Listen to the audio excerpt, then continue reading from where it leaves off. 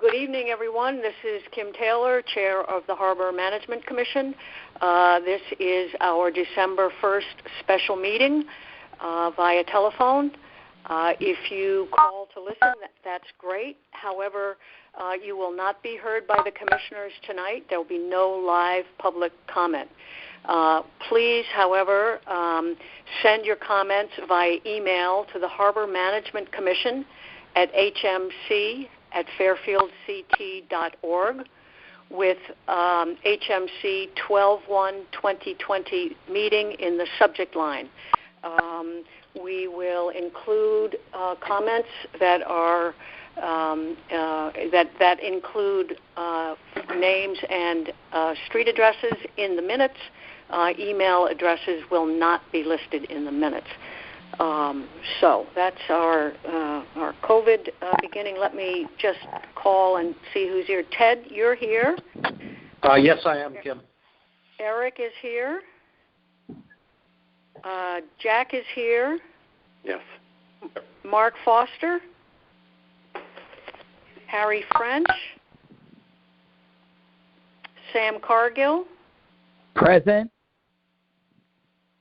Very good. Libby. Doug Etchick? No, Libby or Doug. Betty? I am here. Ed Billings, Harbor Master? I'm here. Great. Jeff Stedman? Here. Great. So we do have a quorum. We have 5 total members here, and maybe Mark Foster and Harry French and one of the Libby or Doug will join us in the course of the meeting, and hopefully they will have some comments and some things to join in the discussion. First of all, I just want to thank all the commissioners who are here, and Betty and Jeff and Ed, for your time and commitment to this process. We've got a lot of we've had a lot of meetings, and we're getting down to the wire with 2 more ahead of us this month. And I know it takes time from work and family and fun stuff. And I just want to say that I appreciate that you're here and that you're involved. And the town is very lucky to have you and your willingness to participate. So just a reminder, ahead of us is a public hearing, which will be next Tuesday, the 8th of December at 4:45. And at that public hearing, we will open the phone lines to folks who want to comment on any of the proposed changes to the rules and procedures. We are obligated by the town code to hear their concerns about any of the proposed changes and consider them before we vote on the rules and procedures. So we will have time between our public hearing and our regular December 15th meeting to consider and possibly modify the rules and procedures to accommodate new ideas and suggestions and concerns. So with that having been said, our purpose here this evening is to review the November 23rd version of the rules and procedures after our last meeting, at which we had heard from some folks who had concerns about littoral rights. Jeff Stedman sat down and reviewed everything that we had done to date, and in addition took a hard look at Rule 6. And so that is where most of the changes that we'll be considering tonight were made. So with that introduction, I'd like to turn this over to Ed and Jack just as an intro, and then perhaps Jeff would like to report on some of the things that he did. Okay. Jack, Ed? Jack? Sure. Yep.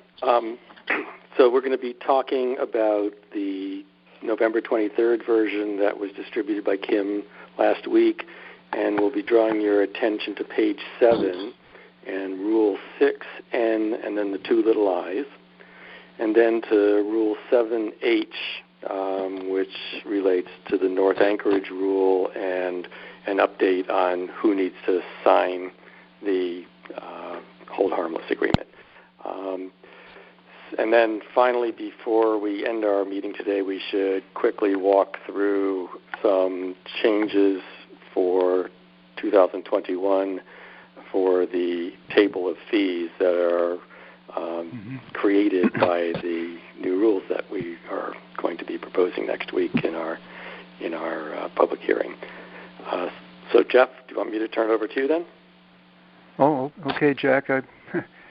I don't know that this is where everybody wants to go, but this was our best effort to try to clarify that the policy of the plan that was established 25 years ago, that each littoral property owner will be limited to one dock and or mooring immediately offshore of his or her property. That's a provision in the plan. It was established and adopted by the RTM and approved by DEEP 25 years ago. And over time, there's been some questions raised about what does that really mean, and what it means from my recollection of 25 years ago and now is that the Commission has a responsibility to protect littoral riparian rights and also to protect the interests of the public for use of Southport Harbor and the public's interest, and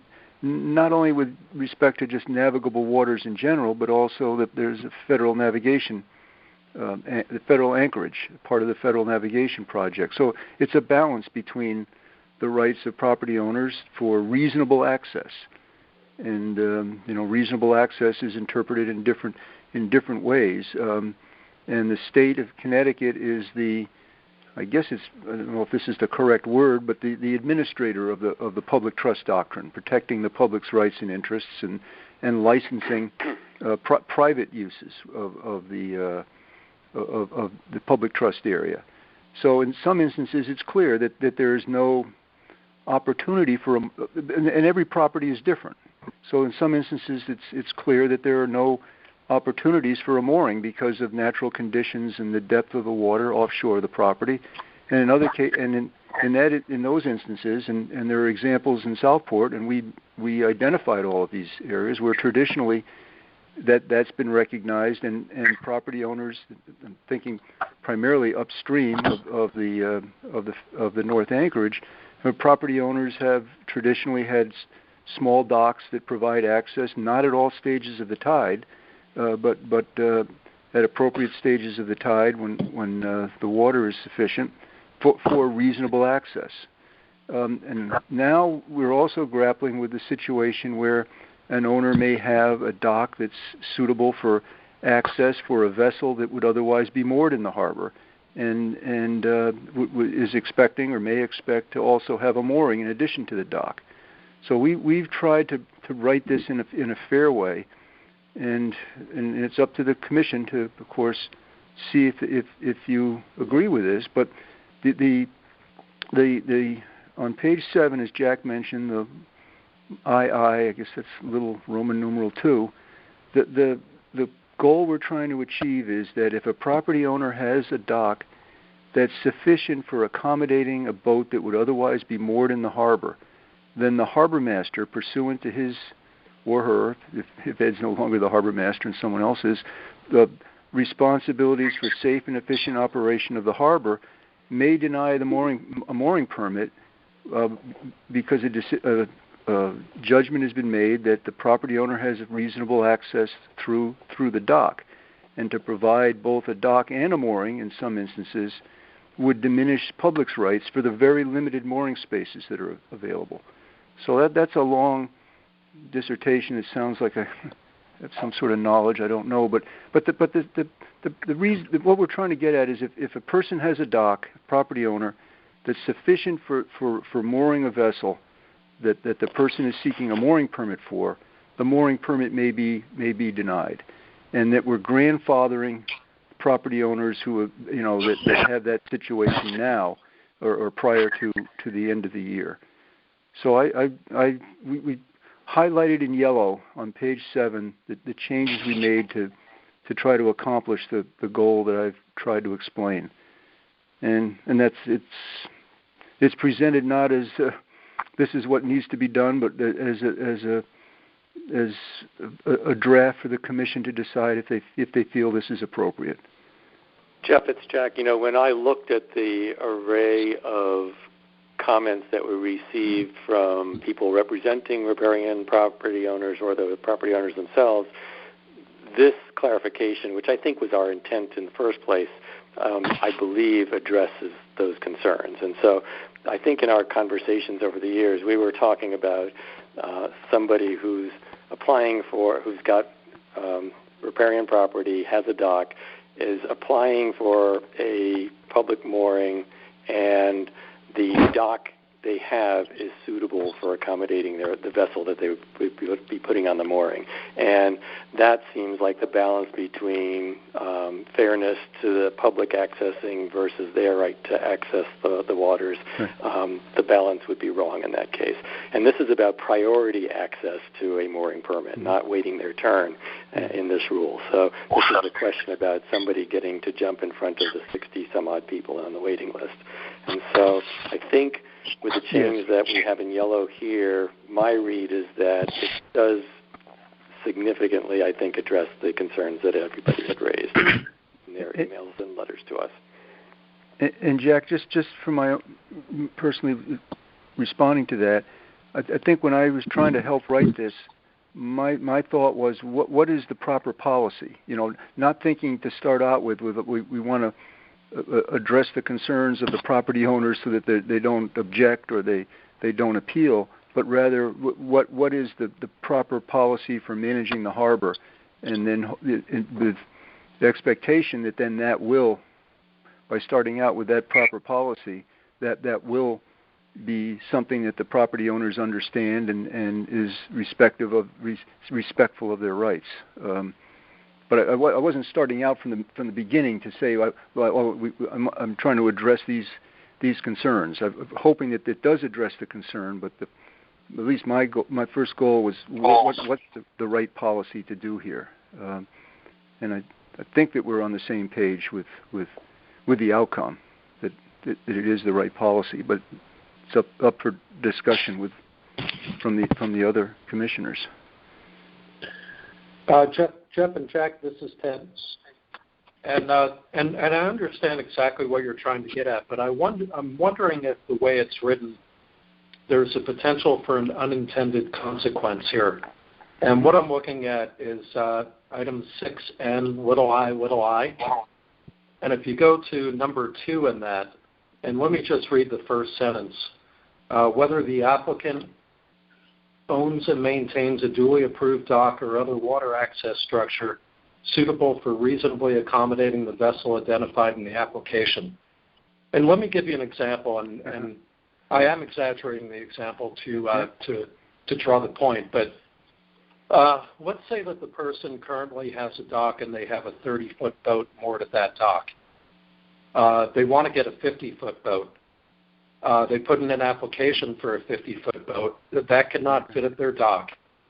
And therefore, under this, I think the way I interpret it is that the harbor master would have to look at it and say the 50-foot boat cannot fit at the dock, therefore we have to consider them for priority on a mooring. That person ends up with a 30-foot boat at their dock and a 50-foot boat at a mooring. I think that's exactly what we're trying not to do. Yes. With what you're talking about here. And I think the way it's written, that could be done. I think that's very, very well. Again, it's not up to me to think about this, but I think that's very, very thoughtful about this, because by saying suitable for reasonably accommodating the vessel identified in the application, doesn't say suitable for reasonably accommodating a vessel that.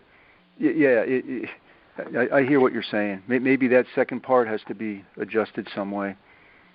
Yeah, and I think as a Harbor Management Commission, that's a position we don't want to find ourselves in, because then not only has that gone against the principle that we're trying to manage here, which is to provide access to a broader base of people, but now the person who owns the waterfront property and the two boats basically has 80 total feet of boat, and that just doesn't seem fair the way we're what our goal is in writing this.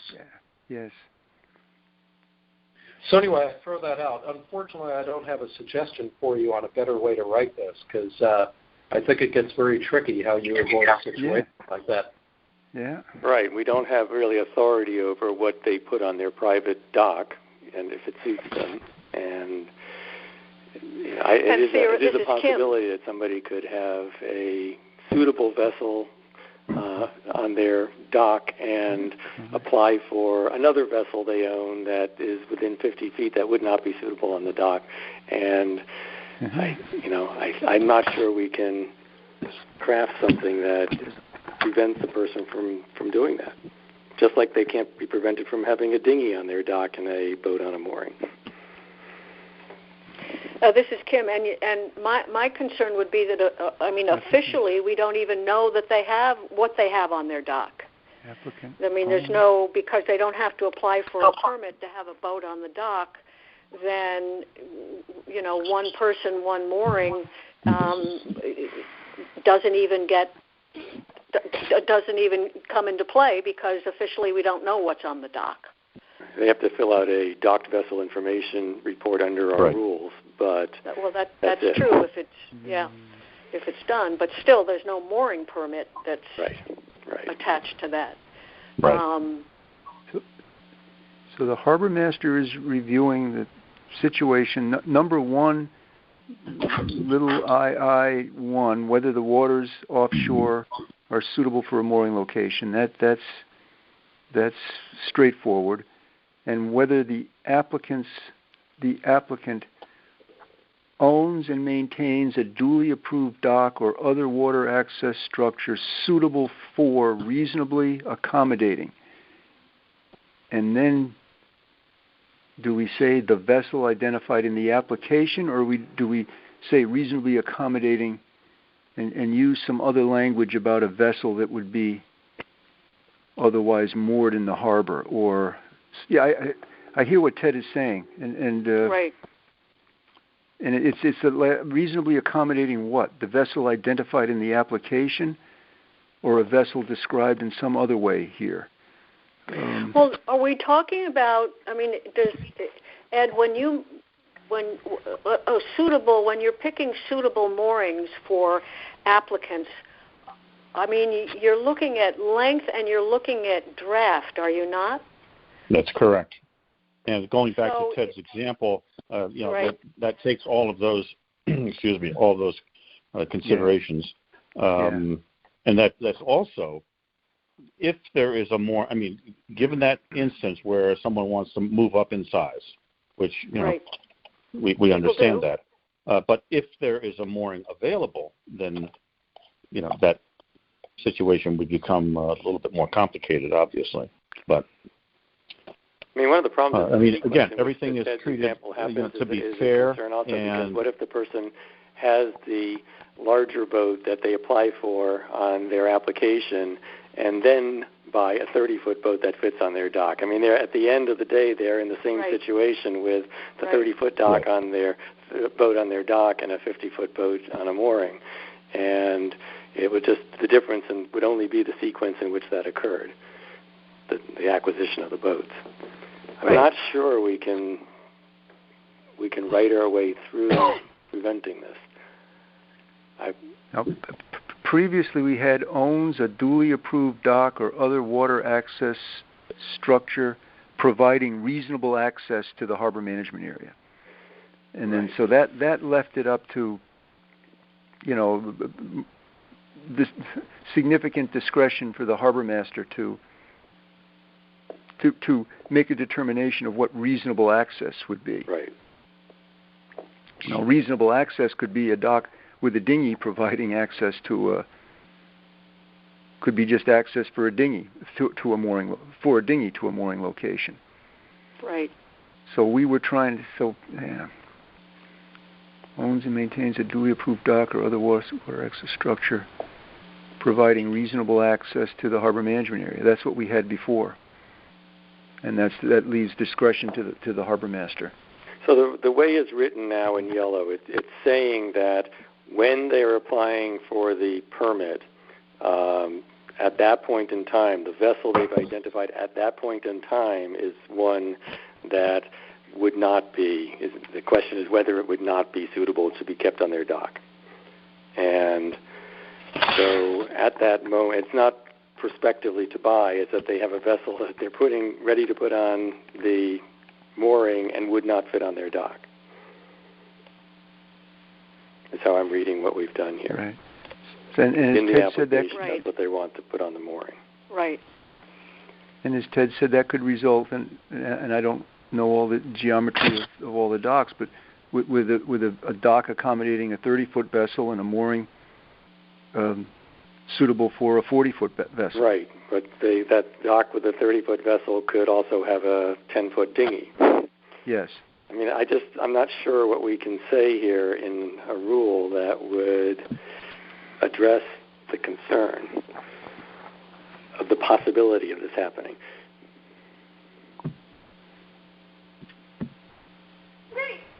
Well, again, this is Kim. Using the word suitable as Ed applies it to situations has to do with length and draft and not just whether there is a dock. Right, so he still has. I guess my point is that he still has some discretion. Right, but what I heard Ted suggesting is somebody has a 30-foot boat. They're not getting rid of the 30-foot boat. They're keeping that one, and then they ask for a 50-foot boat mooring. Right. No. His scenario is certainly one that this rule would allow. Right. I think it would. I think so yeah. too. Yeah. Owns and maintains a duly approved dock or other water access structure, providing reasonable access to the HMA. Might we consider how to maybe add a little bit more detail to that rather than going back to that, rather than specifying the vessel identified in the application? Duly approved dock with water structure. Providing.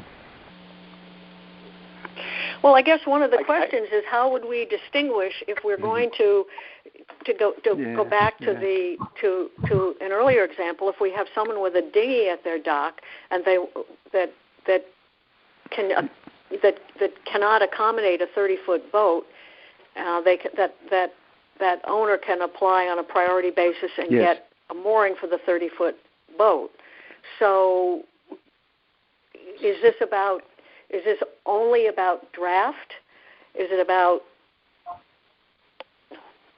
I don't know how we say if you've got a dock you can have a dinghy or a 30-foot boat on it, you can't have another mooring. I mean, that doesn't. It gets into too much detail. And then you have the sequence problem. So what if they sell their 30-foot boat, buy the 50-foot boat, and then after we've given them the mooring and then given it to the 50-foot boat, they buy another 30-foot boat and keep it on their dock. I just don't know how we write our way out of this. Right. I don't see what other criteria we could use that makes sense.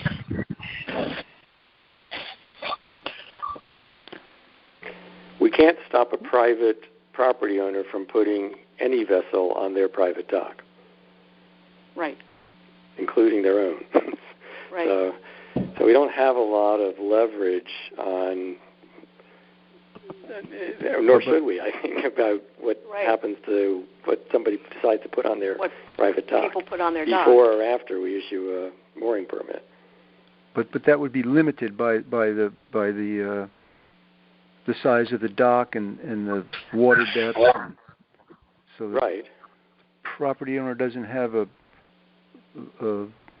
automatic littoral right to build a dock for whatever size boat correct. is desired. That's correct. We would have to assess their plans. And the state would, as manager of the public trust, would do that too. So right. it's clear that the right to wharf out doesn't include the right to build a dock of whatever length and size or access is desired. It's based. So, like your example, Kim, a dock for a dinghy, providing access to a harbor mooring, right. is should be considered as reasonable access. Right. Right. Oh, gosh. Providing. Ted, do you have an idea? I'm just struggling to think of what we could do here that would properly address this possibility. Well, I don't have an idea for the exact language, but the only idea that I have is going back to the type of language that Jeff mentioned that was previously in the mooring rules, which really talks more about providing reasonable access to the harbor management area as opposed to a specific boat, and leaving it up to the discretion of the harbor master. And again, I don't know anything about mooring boats, but the mooring a boat is basically a place to park the boat. It's for the season. It's a permanent parking space, or temporary for the season. And so if a dock is used to essentially park a boat rather than just have access to another boat, then that's something different, right? If someone has a dock where they maintain their boat full time, parking it there, and a mooring where they maintain another boat there, that wouldn't fit at the dock. Yeah. That's something that we're trying to avoid, because that takes away a public opportunity for mooring. And in Jack's hypothetical, if we have somebody who applies for the 50-foot mooring, the mooring for the 50-foot boat, and then after they get the mooring, goes out and gets a 30-foot boat and puts it on their dock. We're going to take the mooring away from them? We can't take the mooring away. Well, I mean, I think following the logic of this argument, you would not renew them. I just don't think that's what we want to do.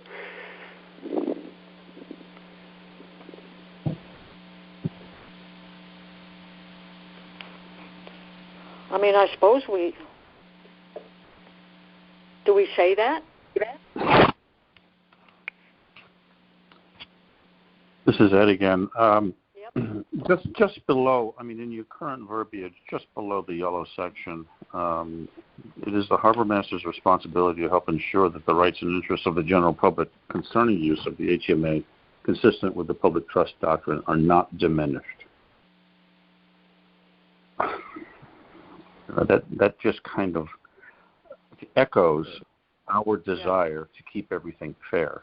And if an individual is, and there are a number of individuals who are very fortunate to own homes along the waterfront, and they are also fortunate enough to be able to afford not one boat but two boats. But in the spirit of the public trust doctrine and in fairness, to abide by the harbor management code, to me it's questionable as to whether you are being consistent with the public trust doctrine if the harbor master was to allow that type of a scenario to occur. And it's like, I know we're dancing around it, but fortunately that occasion has not arisen as of yet.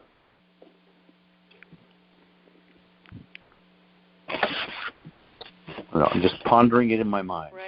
Talking out loud. So I'm hearing you say, Ed, that you would, in interpret that sentence you just read as giving you some latitude to use your judgment if we ever encountered in a situation like Ted described? Yes. Right. Yeah, and I think that's fine. I really just simply wanted to point out that I think the way the language is written, we are creating an unintended consequence where we may find ourselves in this position in the not-too-distant future of someone applying for a larger boat, basically.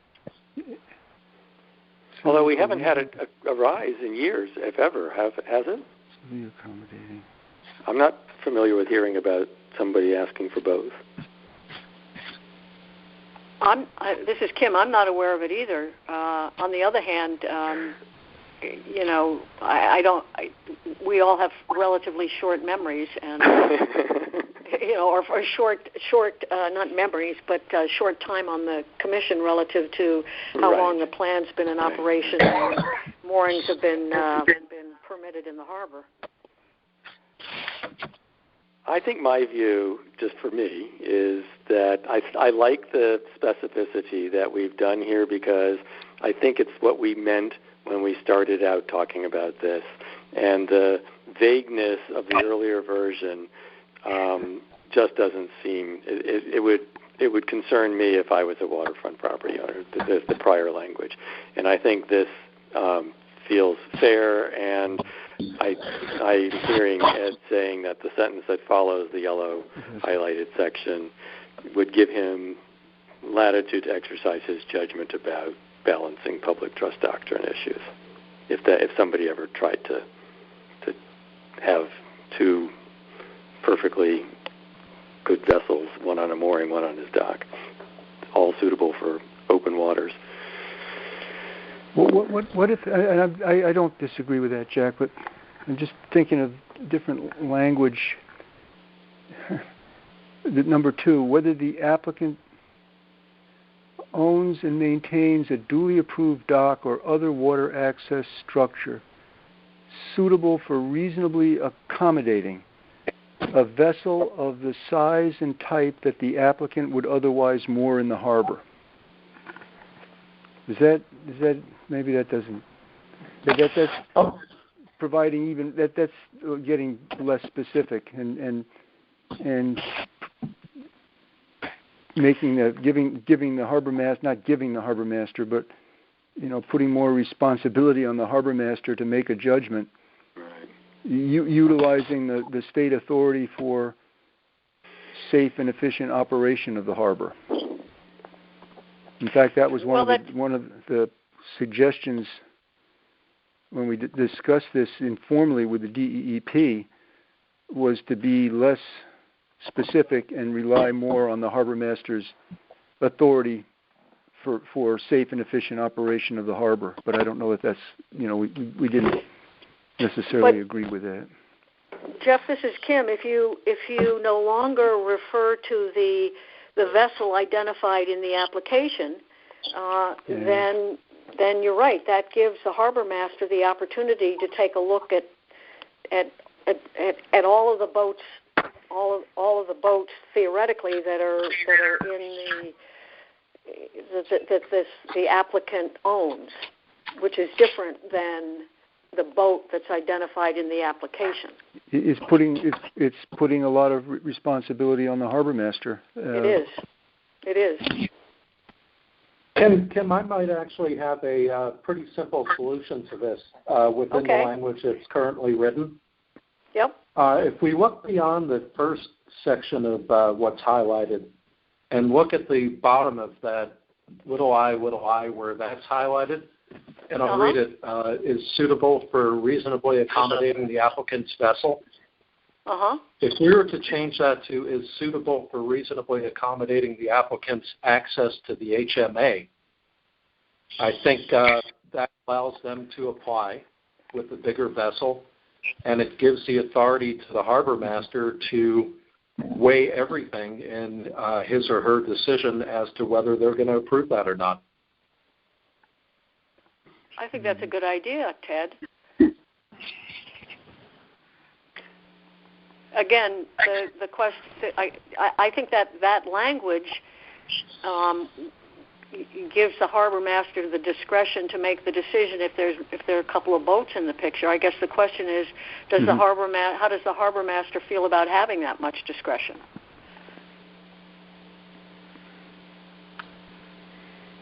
How do we feel about the harbor master having that discretion? Well, and before he answers that question, the rest of that sentence says that that applicant's application for a new or renewed mooring permit may be denied. So that suggests that the sequence question I raised earlier, if the person subsequent to getting a 50-foot boat on a mooring then bought a 30-foot boat to put on his dock, it sounds like the harbor master under that sentence might withdraw or non-renew the mooring permit because of the fact that they have access through their new 30-foot boat that's on their dock. Yeah. Yes. Because it's got renewal as a consideration as well.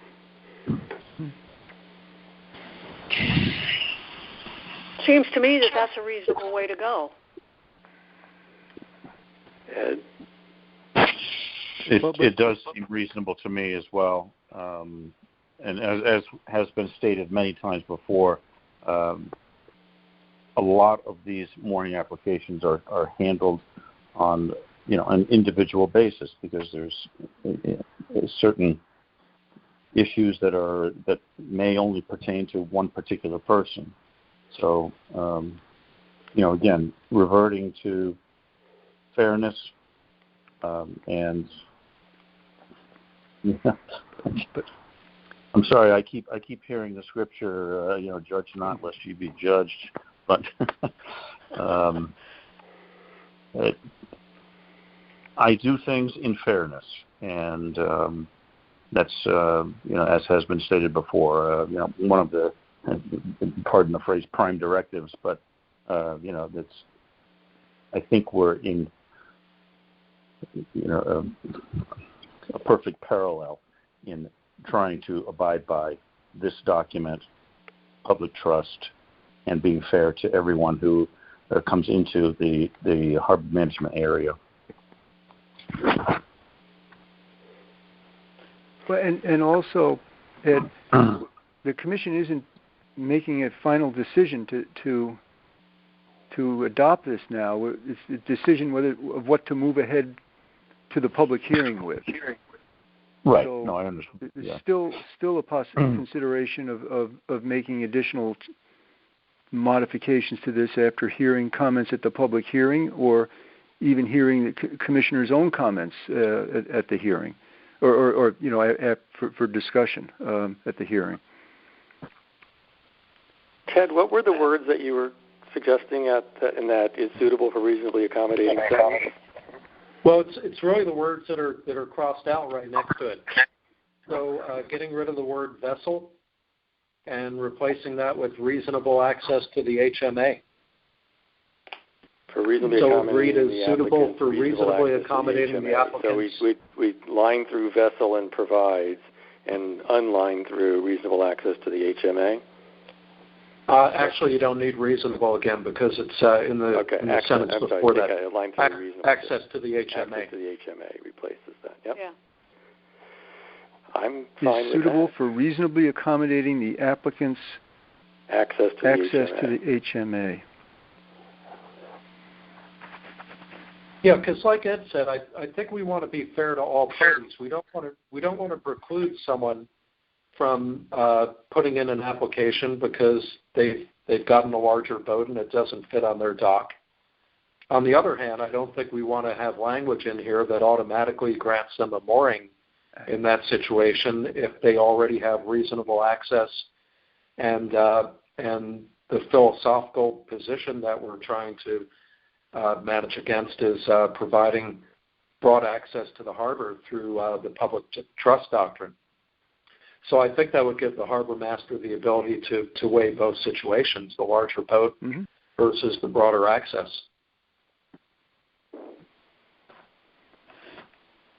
I agree. This is Kim. I agree. I think that's that provides the harbor master with the tools that he needs to make sure that the public we're being consistent with the public trust doctrine. While not precluding a homeowner right. with a waterfront right. homeowner from applying. Right, and we want the waterfront homeowner to be able to have a boat if that's what they want to do. Do we have other commissioners who'd like to weigh in on this? Eric or Sam, or I'm not sure if Mark is here.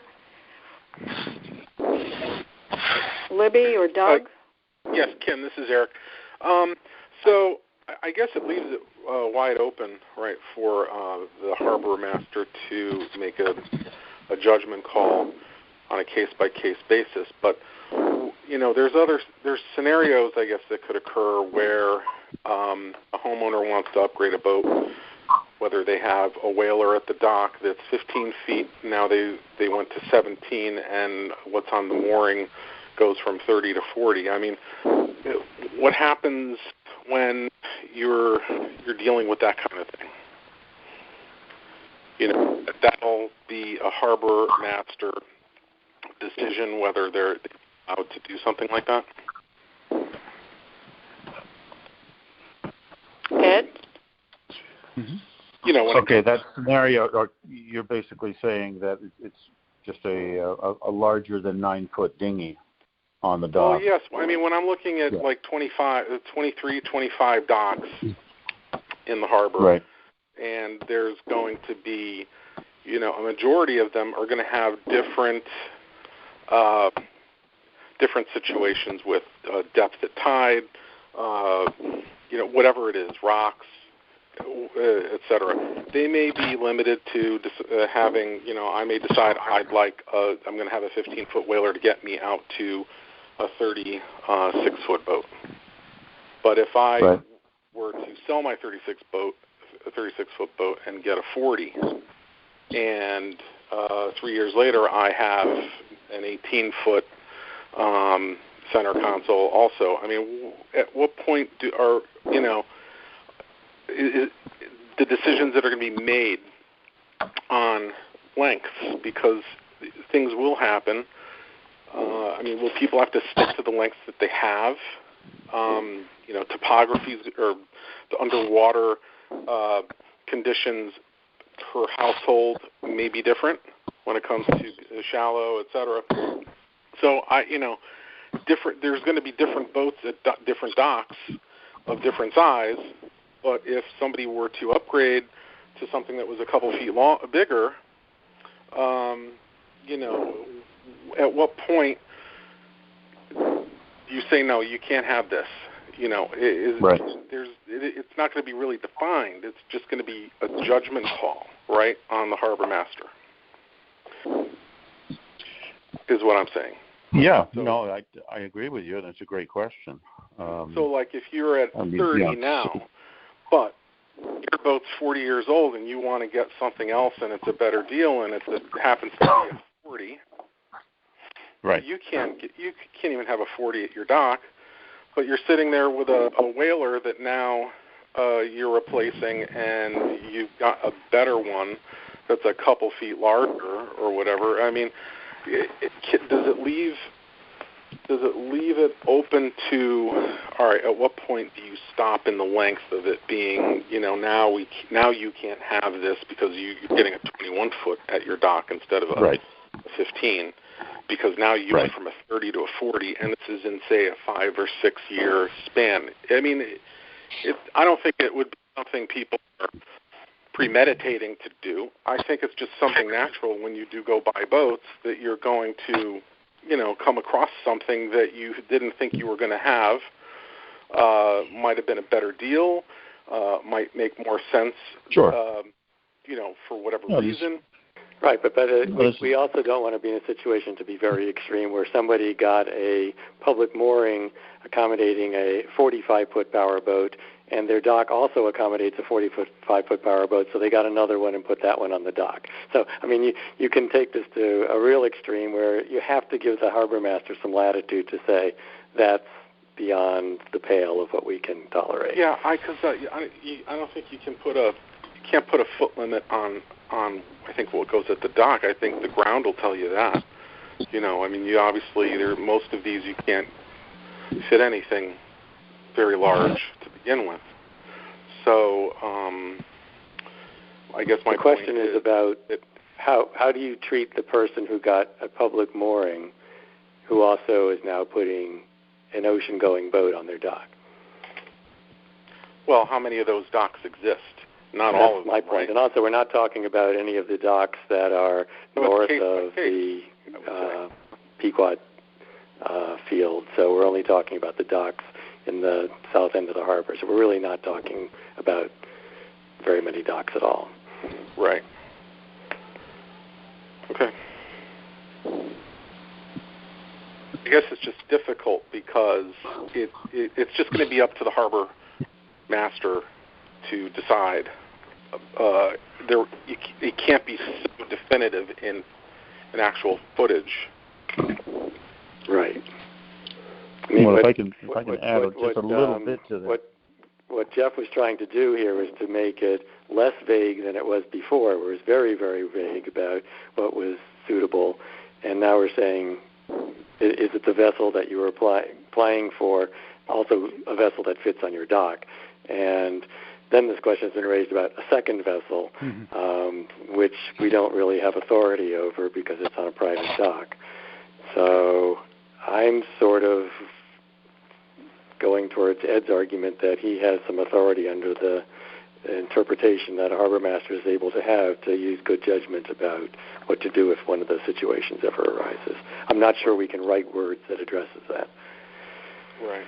Okay. And the DEEP, as the entity to which the harbor master reports, agrees with providing more discretion to the harbor master rather than being more specific. And in fact, that was the recommendation that we received is to utilize, as I mentioned before, utilize the harbor master's authority for safe and efficient operation of the harbor, and in making his or her decision, will consider all relevant sections of the harbor management plan and the rules and procedures.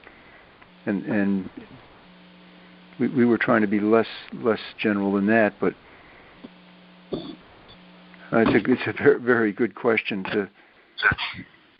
to discuss here. And I think we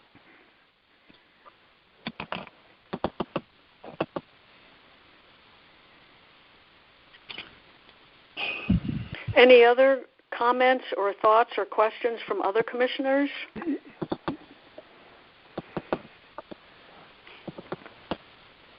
So if I'm hearing things right, Jeff, it seems to me that we agree that it would be good to see in a draft document that appears for the public hearing to have the language in number 2 that Ted suggested. Not in number 2 would stay the same, I guess, but then in the later in that paragraph, after in that paragraph, talking about the harbor master's responsibility to ensure the rights and interests of the public, to say is suitable for reasonably accommodating the applicant's access to the harbor management area. To the HMA, yes. To the HMA. Yes. Yes. And see how that and have that as put forth to the public hearing. Right, and see what reactions are to that language and that kind of version. I mean, I agree with Eric that it does provide us with a dilemma if people want to improve the length and size of their boats, but I think this language doesn't. The proposed language doesn't discourage that, kind of within reason. So I don't know what else. I agree. I don't know how else we could write it or say it. We can't identify every situation in our rules, but simply provide a policy that the harbor master can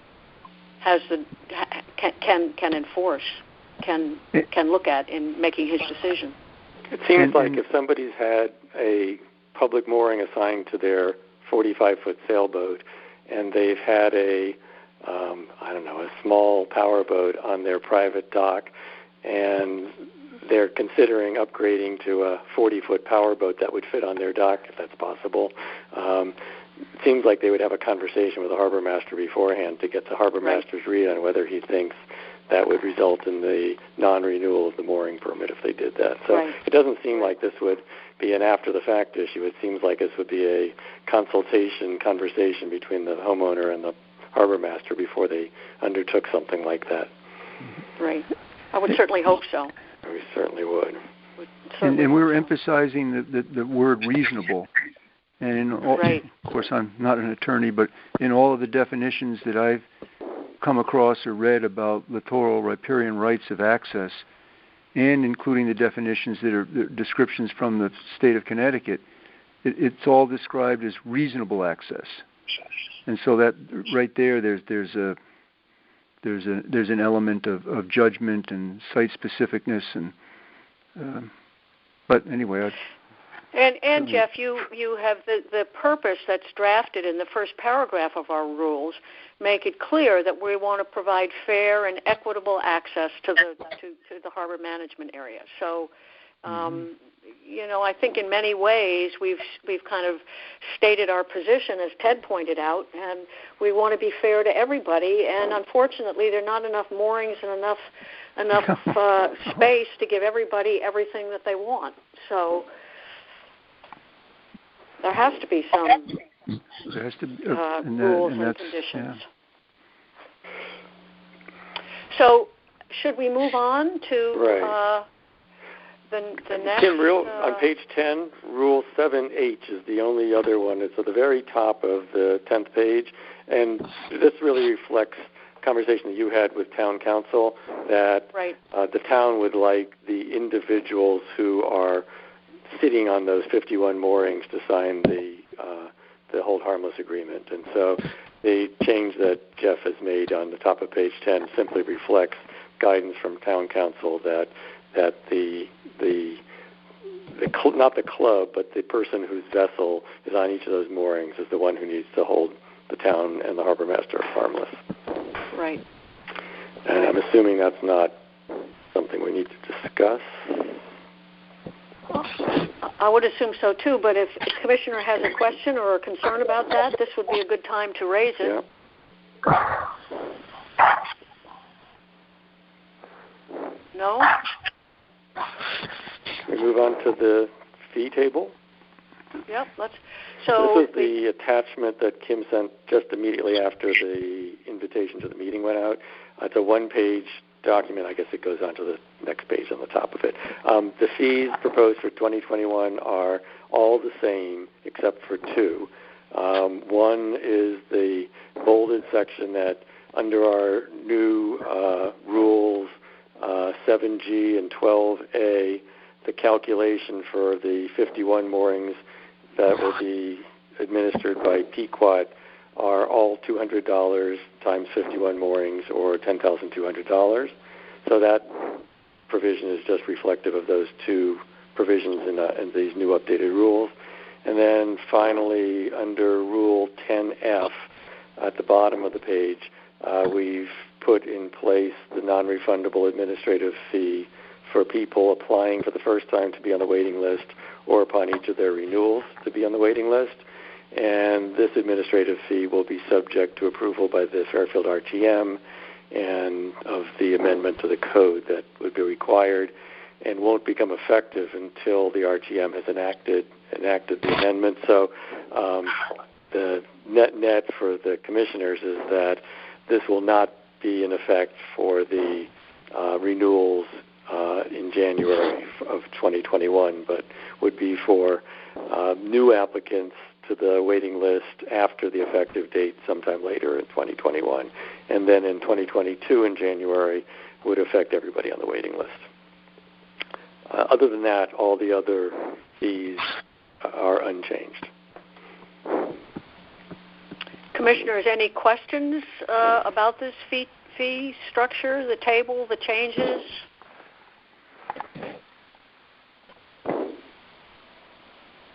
fee table is being presented here because it has to also be presented in the public hearing next week, and so wanted to make sure that the commissioners saw it first and commented first.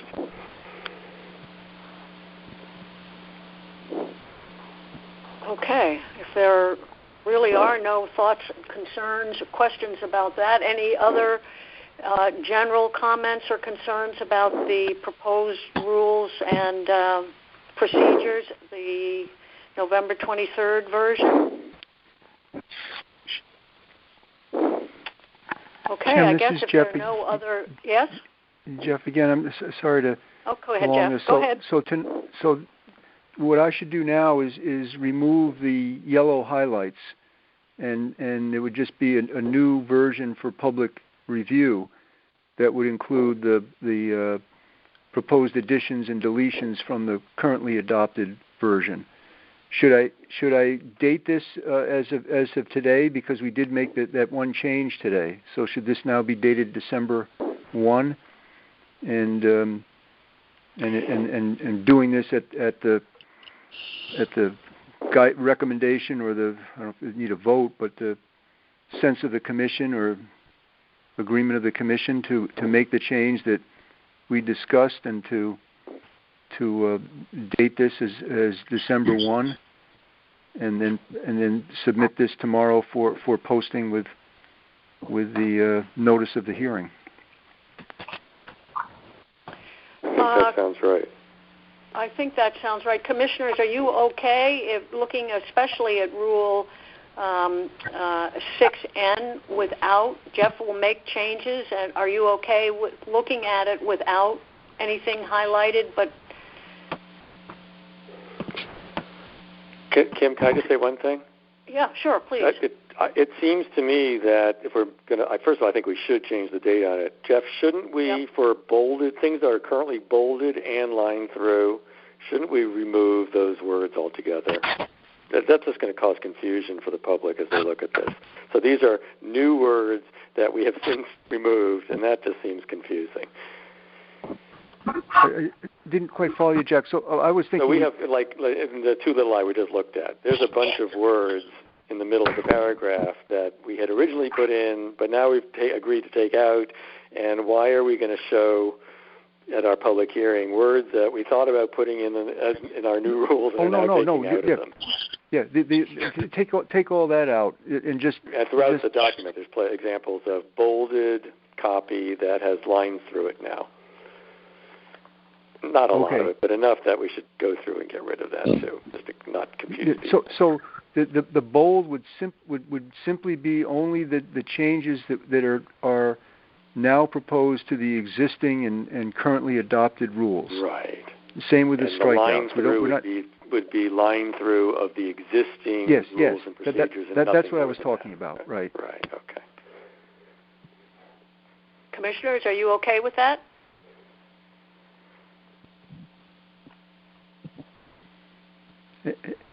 Any thoughts? And one other comment to make, I'm sorry to keep talking, but footnote 2 references a figure 1, which is a drawing that shows the boundaries of the harbor management area. So we have a drawing that shows that. I mean that would be included with the public with the document filed on the document that goes on the website tomorrow. Yeah. Okay, I think that's right. I think what we want is the most complete, the most up-to-date version, because the hope is that we will get comments on what we're really thinking about approving, or what we're thinking, what we will be voting on. So yes, that's good. So, have I forgotten anything? Are we ready to move ahead? Can you just walk through the process steps from here to just to make sure we're on the same page? So after this, Jeff is going to make these changes. Then they get posted, which under the COVID rules is our notice to the public of the hearing. Correct. Is that right? The rules that Jeff posts tomorrow will be posted on the town website with a notice of hearing. Notice of the public hearing, which will basically be like an agenda, will go on the town website. It's required to be there, give the public 5 days to take a look at it. And then at our meeting on December 8th, the public will be invited to comment on the proposed rules.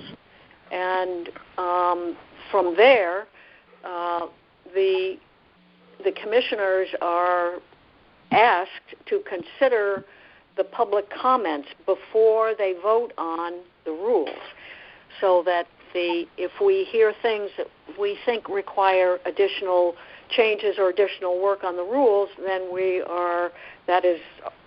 that's up to us to decide, A, if we think that the comments are worthy, and B, then if we do, to make the changes to the rules and procedures before we vote on them. And the hearing, Jeff, is going to be the rules plus the table of fees. Plus the fee. Yes, fee and that's in the announcement or the public notice of the hearing. Right. Okay. And it's also my hope that we can get the harbor master to also send out the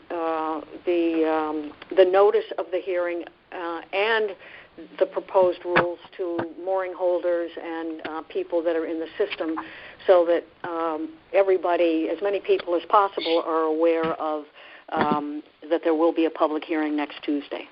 So that would be tomorrow or thereabouts?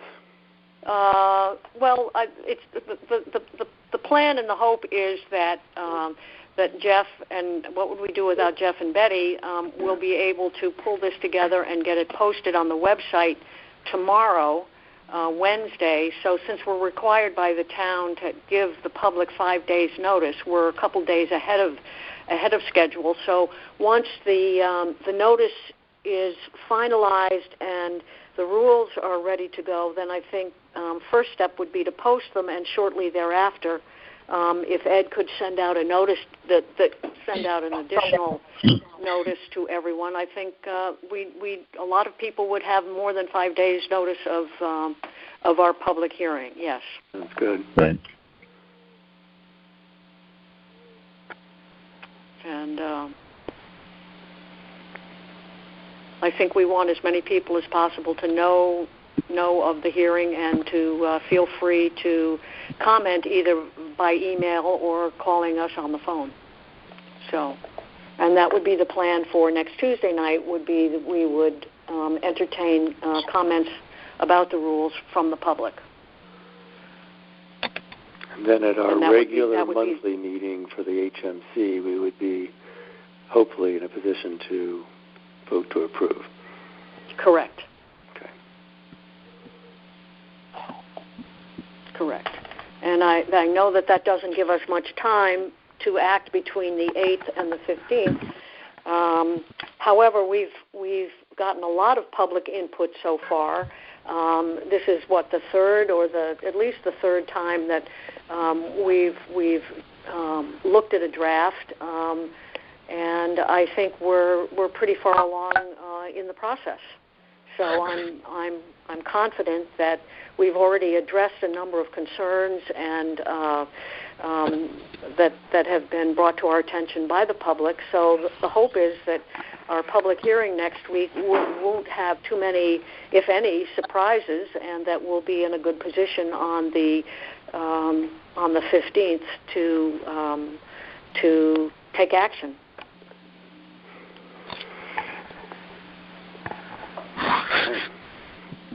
So,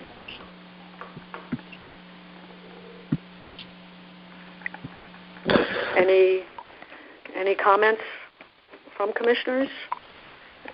Any additional thoughts? Well, that being the case, can I have a motion to adjourn? This is Sam, so moved. Thank you, Sam. Can I have a second?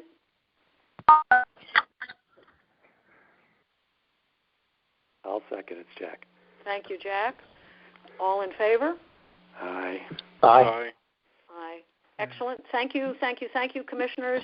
And we will reconvene at 4:45 next Tuesday for our public hearing.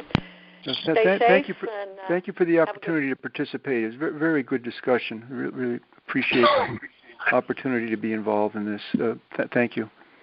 Thank you, Well, Jeff. I'm glad you did. Good night, everyone. Good night, Betty. Thank you. Bye. You're Good night. welcome. Good night, everyone. Bye. Good night. Everyone.